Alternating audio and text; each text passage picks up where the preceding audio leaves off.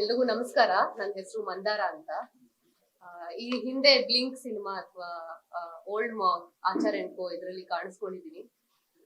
Blink ಆದ್ಮೇಲೆ ನಾನು ಒಂದು ಒಳ್ಳೆ ಸ್ಕ್ರಿಪ್ಟ್ ಬರ್ಲಿ ಅಂತ ತುಂಬಾ ಕಾಯ್ತಾ ಇದ್ದೆ. ಆಲ್ಮೋಸ್ಟ್ 1.5 ವರ್ಷ ಕಾದಿದ್ದೀನಿ. ಅದಾದ್ಮೇಲೆ ನನ್ಗೆ ಬಂದಿದ್ದು ಸ್ಕ್ರಿಪ್ಟ್ ಇದು ಪಾರ್ಥನ್ ಪ್ರಪಂಚ. ನೋಡಿದ ತಕ್ಷಣನೇ ನಾನು ಆಲ್ರೆಡಿ ಫಿಕ್ಸ್ ಆಗ್ಬಿಟ್ಟಿದ್ದೆ, ಇದನ್ನ ಮಾಡ್ಲೇಬೇಕು, ಈ ಪಾತ್ರ ಮಾಡ್ಲೇಬೇಕು ಅಂತ.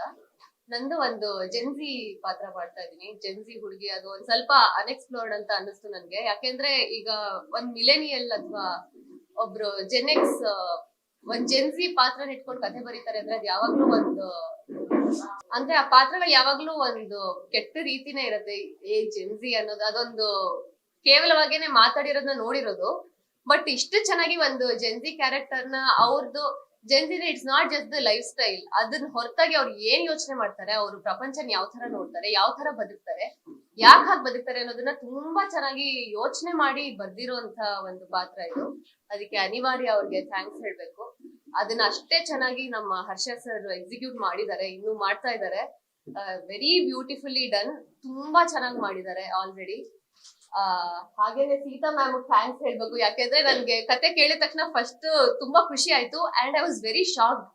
ಈ ತರ ಒಂದ್ ಸಿನಿಮಾ, ಯಾಕೆಂದ್ರೆ ಎಲ್ಲರೂ ಹೇಳ್ತಾರೆ, ಎಲ್ಲಾ ಸಿನಿಮಾದವರು ಹೇಳ್ತಾರೆ ನಮ್ ಸಿನಿಮಾ ಹೊಸ ತರ ಇದೆ, ಬೇರೆ ಏನೋ ಹೇಳ್ತಾ ಇದೆ ಅಂತ. ಬಟ್ ಈ ಟಾಪಿಕ್ ಗೆ ಒಂದು ತೀರಾ ಅಂದ್ರೆ ತೀರಾ ಅನ್ಎಕ್ಸ್ಪ್ಲೋರ್ಡ್. ಕನ್ನಡದಲ್ಲಂತೂ ನಾನು ನೋಡು ಇಲ್ಲ ಕೇಳು ಇಲ್ಲ. ಅಂಥದಕ್ಕೆ ಅಷ್ಟು ಧೈರ್ಯ ತಗೊಂಡು ಅದ್ರ ಹಿಂದೆ ನಿಂತ್ಕೊಂಡು Sita ma'am she has produced ಅಂದ್ರೆ ಅದು ನಿಜವಾಗ್ಲೂ ಮೆಚ್ಚಬೇಕಾಗಿರುವಂತ ವಿಷಯ. ಯಾಕೆಂದ್ರೆ ಪ್ರತಿ ಸಲ ಡಿಸ್ಕಷನ್ ಅಲ್ಲೂ ಒಂದ್ಸಲಿ ಕೂಡ ಅವರು ಬಜೆಟ್ ಹಿಂಗಾಗತ್ತೆ, ನಾವ್ ಈ ತರ ಮಾಡಿದ್ರೆ ಜಾಸ್ತಿ ಜನ ರೀಚ್ ಆಗ್ಬೋದು ಅನ್ನೋದನ್ನ ಯಾವತ್ತೂ ಕೂಡ ಅವ್ರು ಯೋಚನೆ ಮಾಡಿಲ್ಲ.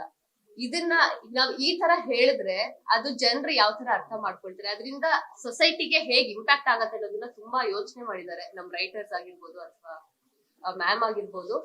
ಅಂದ್ರೆ ಹೇಗೆ ನಾವು ಜೀವನದಿಂದ ಸಿನಿಮಾ ಅಂತ ಹೇಳ್ತೀವಿ, ಸಿನಿಮಾದಿಂದ ಕೂಡ ಜೀವನ ಆಗತ್ತೆ. ಸಿನಿಮಾ ಮೀಡಿಯಾ ಅನ್ನೋದು ತುಂಬಾನೇ ಎಷ್ಟೋ ತರ ಇನ್ಫ್ಲೂಯೆನ್ಸ್ ಆಗತ್ತೆ ಜನಕ್ಕೆ.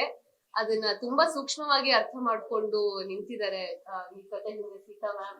ಪ್ರೊಡ್ಯೂಸರ್ಸ್ ಒಂದ್ ಒಳ್ಳೆ ಕತೆ ಇದ್ರೆ ಈ ತರ ಗ್ಯಾರಂಟಿ ಅದ್ರ ಹಿಂದೆ ನಿಂತ್ಕೊಳ್ತಾರೆ ಅನ್ನೋದಕ್ಕೆ ಇದೇನೆ ಪುರಾವೆ, ಇದೇ ಒಂದು ಸಾಕ್ಷಿ ನಮ್ಗೆ. ಸೊ ಮಾಧ್ಯಮದವ್ರಿಗೆ ಥ್ಯಾಂಕ್ಸ್ ಹೇಳಕ್ ಇಷ್ಟಪಡ್ತೀನಿ. ಎಷ್ಟು 2024 2025 ಸುಮಾರು ಸಿನಿಮಾ ಬಂದಿದೆ, ನಿಂತ್ಕೊಳ್ದೇನೆ ಕಿವಿಗೂ ಅದ್ರ ಹೆಸರು ಬೀಳ್ದೇನೆ ಹಂಗೆ ಹೋಗ್ಬಿಟ್ಟಿದೆ. ಸೊ ಮೀಡಿಯಾ ಅವ್ರ ಸಪೋರ್ಟ್ ಇದ್ರೆ, ಜನರ ಸಪೋರ್ಟ್ ಇದ್ರೆ ಖಂಡಿತವಾಗ್ಲೂ ಒಂದು ಒಳ್ಳೆ ಸಿನಿಮಾ. ನಾನು ಆಕ್ಚುಲಿ ನನ್ ಕ್ಯಾಟಗರಿನ ಜಿಲೇನಿಯಲ್ ಅಂತ ಹೇಳ್ತಾರೆ. ಅಂದ್ರೆ ಅದು ಮಿಲೇನಿಯಲ್ ಕೂಡ ಅಲ್ಲ, ಜೆನ್ಸಿ ಕೂಡ ಅಲ್ಲ. ನಾನ್ 98 ಬಾರ್ನ್ ಆಕ್ಚುಲಿ. ಸೊ ಎರಡರ ಮಧ್ಯ ಇರೋದು ನಾನು. ಕನ್ಫ್ಯೂಸ್ ಕ್ಯಾಟಗರಿ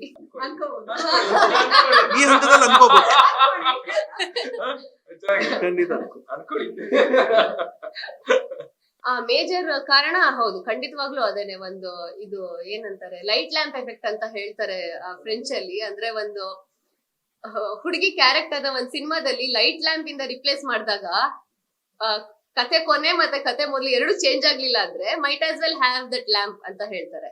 ಆ ಹುಡುಗಿ ಪಾತ್ರನೇ ಬೇಡ ಅಂತ. ಸೊ ಅದರಿಂದ ಎಷ್ಟಾಗತ್ತೋ ಅಷ್ಟು ದೂರ ಆಗಿ ಕ್ಯಾರೆಕ್ಟರ್ಗೆ ತುಂಬಾನೇ ತೂಕ ಇದೆ.